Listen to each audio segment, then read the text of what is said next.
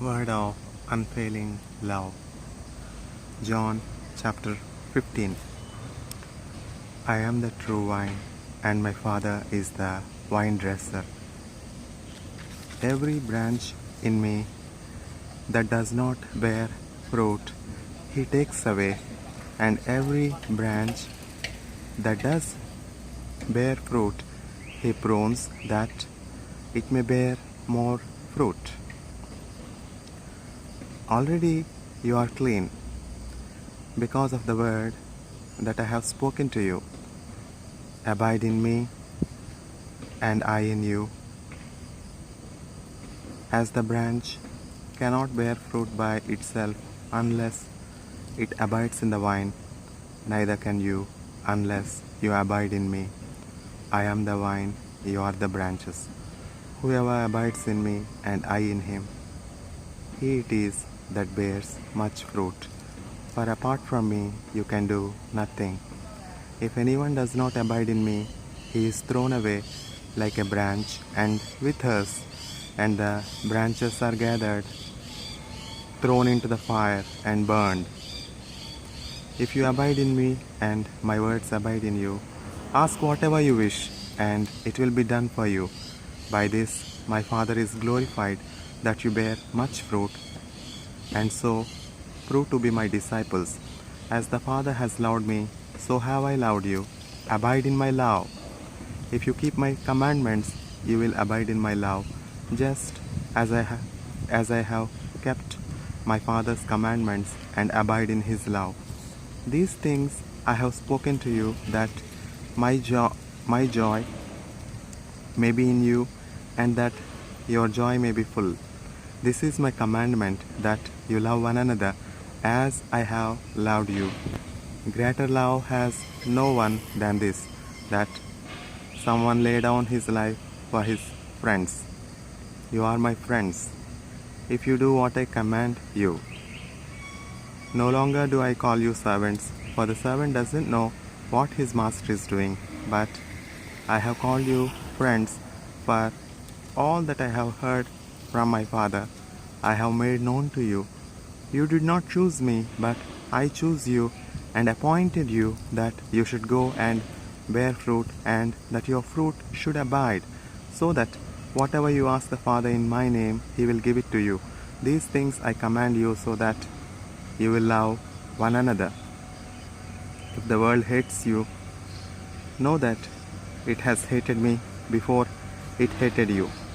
If you are of the world would love you as its own. But because you are not of the world, but I chose you out of the world, therefore the world hates you.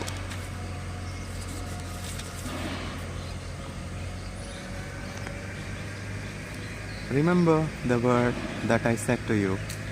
A servant is not greater than his master. If they persecuted me, they will also persecute you. If they kept my word, they will also keep yours. But all these things they will do to you on account of my name, because they do not know him who sent me. If I had not come and spoken to them, they would not have been guilty of sin. But now they have no excuse for their sin. Whoever hates me hates my Father also. If I had not done among them the works that no one else did, they would not be guilty of sin. But now they have seen and hated both me and my Father.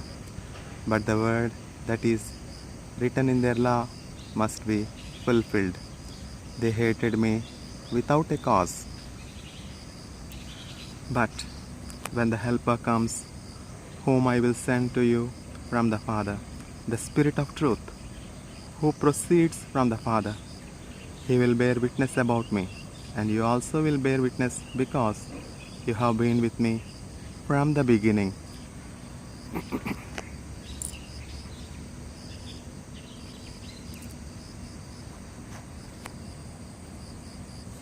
John chapter 16. I have said all these things to you to keep you from falling away.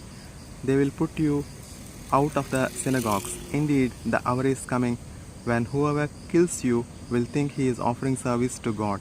and they will do these things because they have not known the Father nor me. But I have said these things to you, that when their hour comes, you may remember that I told them to you. I did not say these things to you from the beginning because I was with you. But now I am going to him who sent me, and none of you asks me, where are you going? But because I have said these things to you, sorrow has filled your heart. Nevertheless, I tell you the truth. It is to your advantage that I go away, for if I do not go away, the Helper will not come to you. But if I go, I will send him to you. And when he comes, he will convict the world concerning sin and righteousness and judgment. Concerning sin, because they do not believe in me. Concerning righteousness, because I go to the Father, and you will see me no longer. Concerning judgment, because the ruler of this world is judged. I still have many things to say to you, but you cannot bear them now.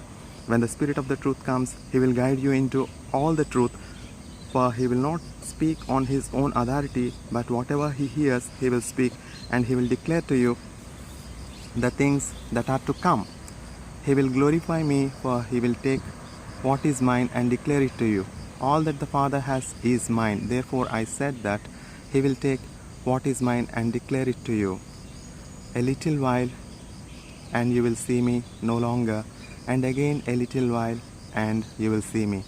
So some of his disciples said to one another, what is this that he says to us, a little while, and you will not see me, and again a little while, and you will see me, and because I am going to the Father.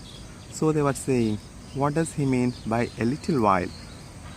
We do not know what he is talking about. Jesus knew that they wanted to ask him, so he said to them, is this what you are asking yourself, what I meant by saying, a little while, and you will not see me, and again a little while, and you will see me? Truly, truly, I say to you, you will weep and lament, but the world will rejoice. You will be sorrowful, but your sorrow will turn into joy. When a woman is giving birth, she has sorrow because her hour has come. But when she has delivered the baby, she no longer remembers the anguish for joy that a human being has been born into the world.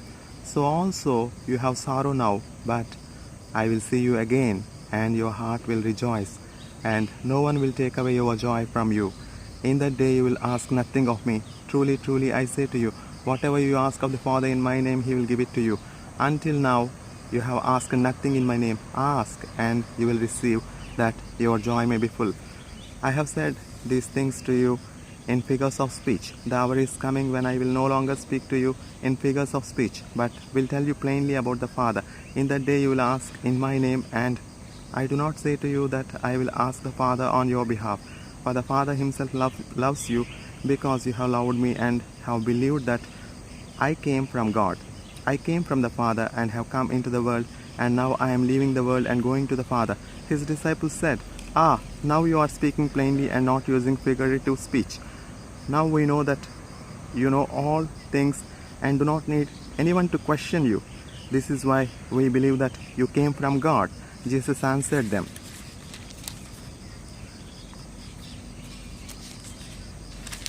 do you now believe? Behold, the hour is coming. Indeed, it has come, when you will be scattered, each to his own home, and will leave me alone. Yet I am not alone, for the Father is with me. I have said these things to you, that in me you may have peace. In the world you will have tribulation, but take heart, I have overcome the world.